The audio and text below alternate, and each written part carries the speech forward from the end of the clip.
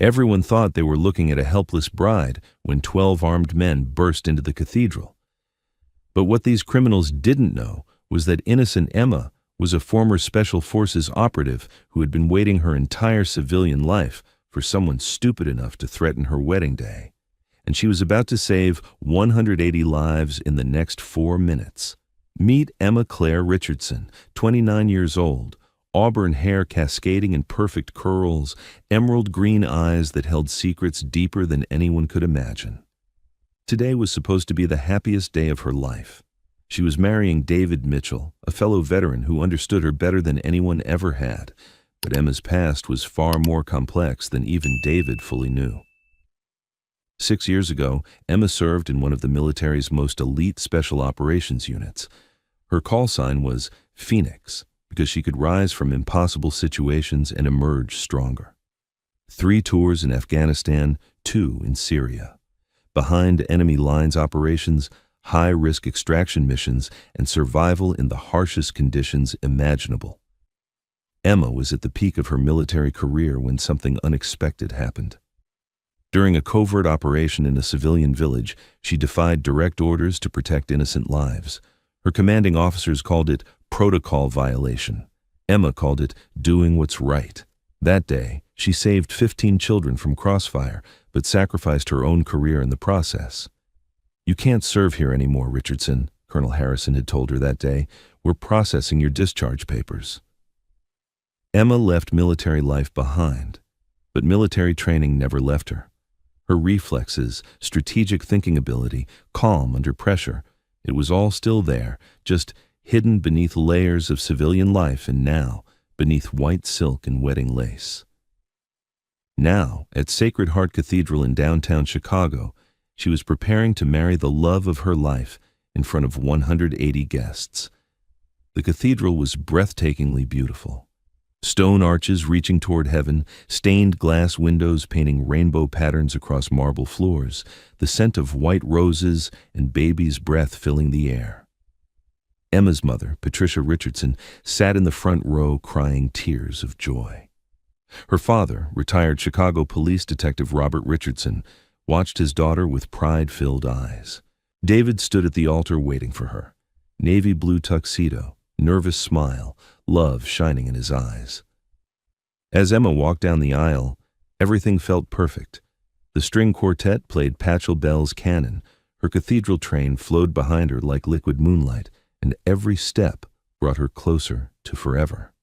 Father Michael O'Connor had already begun the ceremony. "Dearly beloved, we are gathered here today to witness the union of Emma Claire Richardson and David James Mitchell in holy matrimony." That's when the massive oak doors at the back of the cathedral burst open with explosive force. 12 men entered. Black tactical masks, military-style clothing, assault weapons. The leader was tall and broad-shouldered, carrying what Emma immediately identified as an AR-15. His voice was artificially distorted by a voice modulator. "Nobody move," he shouted, his voice echoing off the cathedral's stone walls. "This is business. Stay quiet. Stay still. Nobody gets hurt." The cathedral erupted into panic instantly. Guests screamed, diving behind wooden pews, some trying to crawl toward side exits. Emma's mother fainted. Her father instinctively reached for a weapon that wasn't there, his police training kicking in. "Back off, old man." The leader pointed his weapon at Emma's father. "Everyone here is going to empty their pockets, remove their jewelry, and hand over their valuables. This is a robbery, not a massacre, unless you make it one." Emma stood frozen at the altar, but appearances were deceiving. Her stillness wasn't fear, it was assessment. Her mind had automatically shifted into tactical mode, years of special forces training engaging like muscle memory. 12 hostiles. Leader with AR-15, 30-round magazine, finger on trigger but not in firing position. 2 men by the entrance covering exits with MP5 submachine guns. 3 men moving down the left side aisle, armed with Glock 19s. 2 men positioning at the right transept, both carrying shotguns. 4 more spread throughout the cathedral, creating overlapping fields of fire. While 180 people panicked around her, Emma's eyes were calculating firing lines, cover positions, civilian evacuation routes, and weapon acquisition opportunities. 5 years of elite military training was awakening beneath her wedding dress. This was more complex than her usual missions. 12 hostiles meant coordination, planning, and systematic elimination. "Emma, just stay calm," David whispered, trying to shield her with his body. "Everything will be okay." Emma looked at him. David's face showed fear and protective instinct, but David didn't know. Emma wasn't the one who needed protection. Emma was the protector. The leader began walking toward the altar, his weapon casually pointed at the crowd. "Beautiful wedding," he said mockingly. "Shame it has to end early. But we've got a schedule to keep. Everyone starts emptying pockets now, or we start making examples." Emma's tactical analysis continued. Leader approaching, currently 12 feet away. If she moved fast enough, she could close the distance before he could bring the weapon to bear. But the other 11 were positioned to create deadly crossfire from multiple angles. This required more than brute force. It needed the kind of strategic thinking that had kept her alive through impossible odds overseas. An elderly man in the third row, probably in his 70s, was having trouble standing up. The panic had disoriented him, and he was fumbling with his wallet. "Move faster, Grandpa," the left side gunman shouted, pointing his Glock at the old man. That's when Emma's training made the decision for her. Innocent lives were in immediate danger. Protocol was clear. "Please don't hurt him," Emma called out, her voice carrying perfectly in the cathedral's acoustics. "He's just scared." The leader turned his attention to her. Well, the beautiful bride wants to negotiate." He laughed, a cold sound that echoed off stone walls. "Tell you what, princess, you hand over that rock on your finger. Looks expensive. And maybe Grandpa gets to see tomorrow." Emma slowly reached for her engagement ring, but her movements were carefully calculated. She was measuring distances, checking sight lines, and most importantly, noting that the second gunman by the entrance had relaxed his stance slightly, more focused on watching the crowd than maintaining tactical awareness. "You know what?" the leader continued, stepping closer. "That dress probably cost more than most people make in a year. How about we add it to our collection?" Several women in the congregation gasped in horror. Emma's father started to stand up. "Dad, stay down," Emma said firmly, her voice carrying an authority that made everyone, including the gunman, pause for a moment. But Emma was already moving. In one fluid motion, she grabbed the heavy brass candelabra from the altar and swung it in a perfect arc, catching the leader's weapon and knocking it upward just as her knee drove into his solar plexus. The AR-15 went flying as he doubled over, and Emma's elbow, struck to the base of his skull, dropped him unconscious before he hit the marble floor. "Emma, what are you doing?" David shouted. But Emma had already acquired the AR-15 and was moving with lethal precision. The nearest gunman to her left was turning toward the altar, his Glock coming up, but Emma's military training operated faster than civilian reflexes. Single shot, center mass, target neutralized. The chaos that followed was systematic and brutal. Emma moved like a phantom through the cathedral, using the architecture itself as cover. Stone pillars became shields, wooden pews became concealment, and the altar area became her command position. Years of urban warfare training had prepared her for exactly this scenario. She rolled behind the marble altar as automatic weapons fire erupted from multiple positions. Splinters of stone and wood filled the air, but Emma's mind was calculating angles and ammunition counts. 12 hostiles, but now 11. Each one had a specific position, a specific field of fire, and a specific weakness. The two men by the entrance realized what was happening and began coordinating their fire, but Emma was already 3 moves ahead. She used the cathedral's acoustics to her advantage, creating noise in one direction while moving in another. Her white dress, which should have made her an easy target, somehow seemed to help her blend with the marble and white flowers scattered throughout the space. "Drop your weapons!" Emma's voice carried across the cathedral with absolute authority, but she wasn't waiting for compliance. She was systematically eliminating threats while keeping civilian casualties at 0. The men positioned in the pews tried to use the guests as human shields, but Emma's precision shooting skills allowed her to neutralize threats without endangering innocents. Each shot was calculated, professional, and devastatingly effective. One of the gunmen near the transept made the mistake of underestimating her because of the wedding dress. He stepped out of cover, confident that a bride couldn't possibly be the threat his team was facing. Emma's response was swift and final. The remaining hostiles began to realize they weren't facing a panicked civilian. They were facing a professional operator who knew exactly what she was doing. Their coordination broke down as fear replaced confidence. "Drop your weapons!" Emma's voice had completely transformed. This wasn't the soft-spoken bride from moments before. This was Sergeant Emma Richardson, Special Forces, giving orders that carried the weight of absolute authority. The last 3 gunmen, positioned near the back of the cathedral, had witnessed the systematic elimination of their entire team. They found themselves facing a bride who moved like a force of nature, who seemed to anticipate their every move, who fought with the kind of precision that could only come from years of the most elite military training available. They dropped their weapons and raised their hands. "We surrender," one of them shouted. "Don't shoot." Emma kept her weapon trained on them while scanning for any additional threats. "Face down on the floor, hands behind your heads, all of you, now." Total elapsed time. 4 minutes and 12 seconds, 12 armed men neutralized, 180 civilians safe. The cathedral fell into shocked silence. 180 people stared at Emma in complete disbelief. She stood there in her perfect white dress, holding an assault rifle with professional competence, her hair still perfectly arranged, her makeup flawless. Emma engaged the weapon's safety and set it down carefully. She took a deep breath and turned to address the congregation. "Is everyone all right?" she asked, her voice returning to its gentle, caring tone. Her father, Detective Robert Richardson, stood up slowly, his face showing professional recognition of what he'd just witnessed. "Emma, sweetheart, how did you?" "It's a long story, Dad," Emma smiled softly. "But maybe we should finish the wedding first." David was still standing at the altar, staring at his bride in complete shock. "Emma, what? I'm still me," she said, walking back toward him. "I just had to face my past a little sooner than expected." Father O'Connor, still trembling slightly, picked up his microphone. Should we call the police?" "They're already en route," Emma replied calmly. "The cathedral's security system automatically triggered when the doors were breached. Indeed, sirens could already be heard in the distance, growing closer."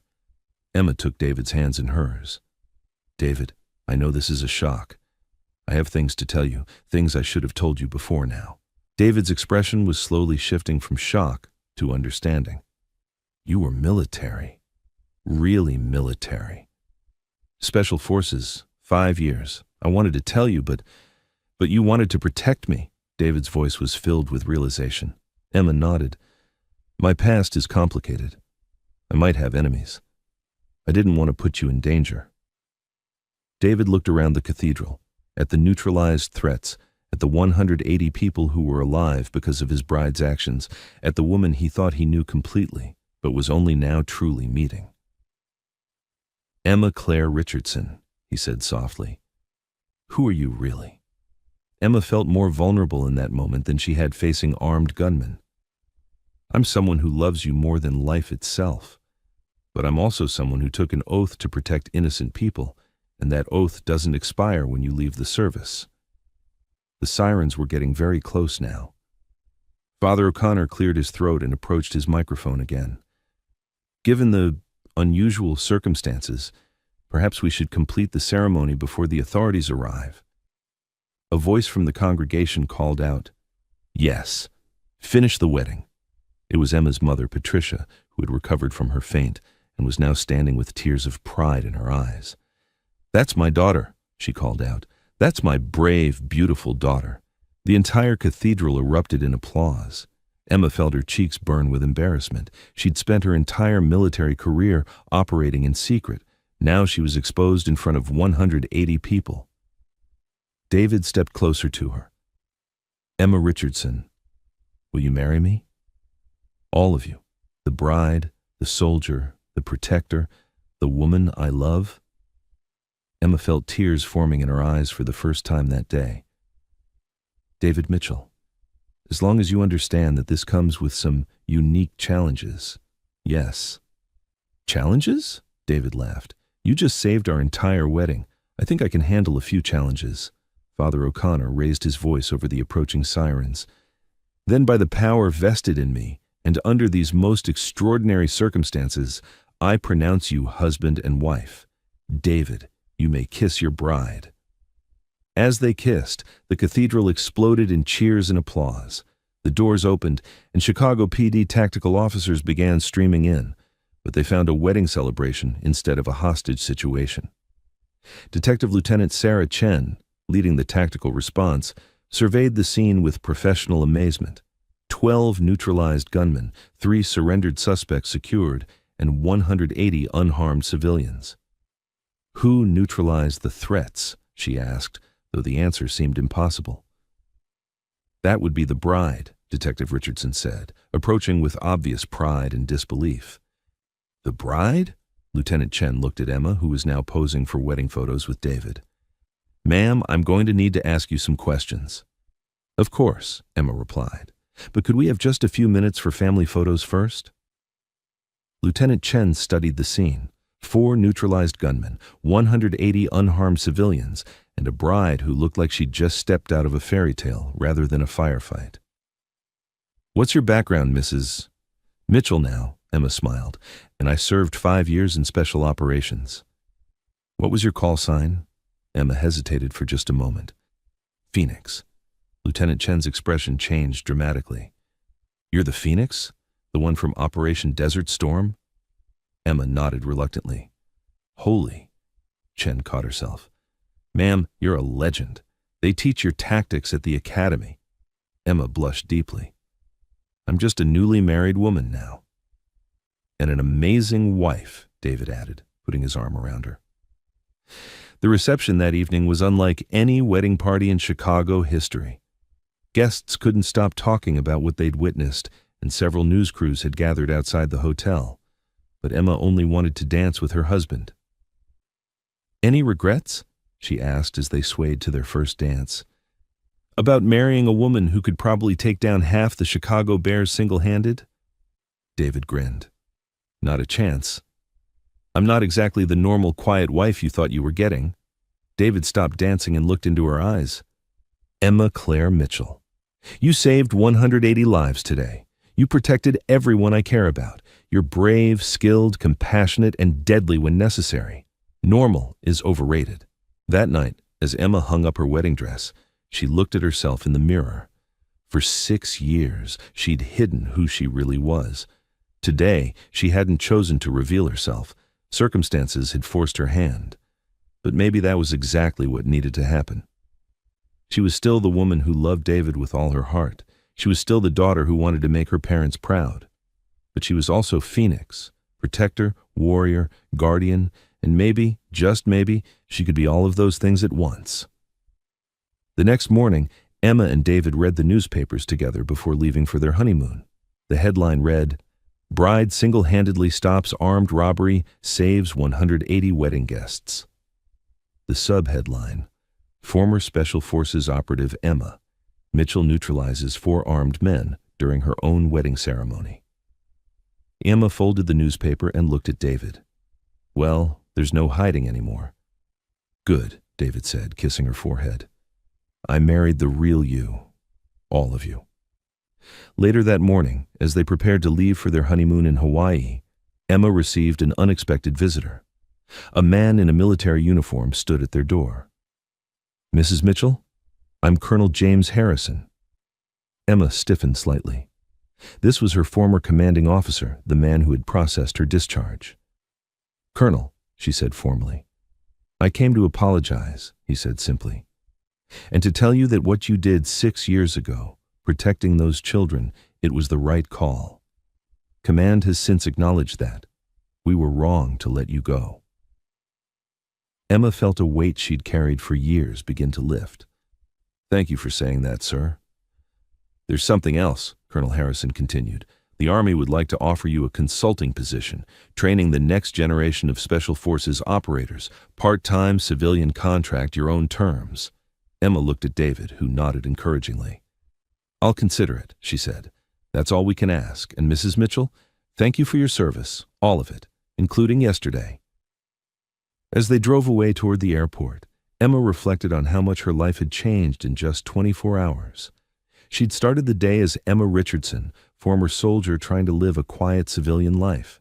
She was ending it as Emma Mitchell, wife, protector, and someone who no longer had to hide who she really was. "Penny, for your thoughts," David asked as they sat in the airport terminal. "Just thinking about how sometimes life forces us to be who we really are, whether we're ready or not." "And who are you really, Mrs. Mitchell?" Emma smiled, looking at her wedding ring next to the simple band David had placed there just yesterday. "I'm someone who believes in protecting the people I love. Someone who thinks actions matter more than words. Someone who's learned that strength and love aren't opposites, they're partners." "Perfect," David said. "That's exactly who I fell in love with." As their plane lifted off toward Hawaii, Emma looked down at Chicago growing smaller below them. Somewhere down there, 180 people were going about their lives because she'd been willing to be who she really was when it mattered most. Sometimes the most important moments in our lives happen when we stop hiding and start embracing everything we are. Emma's moment had come wearing a white silk dress,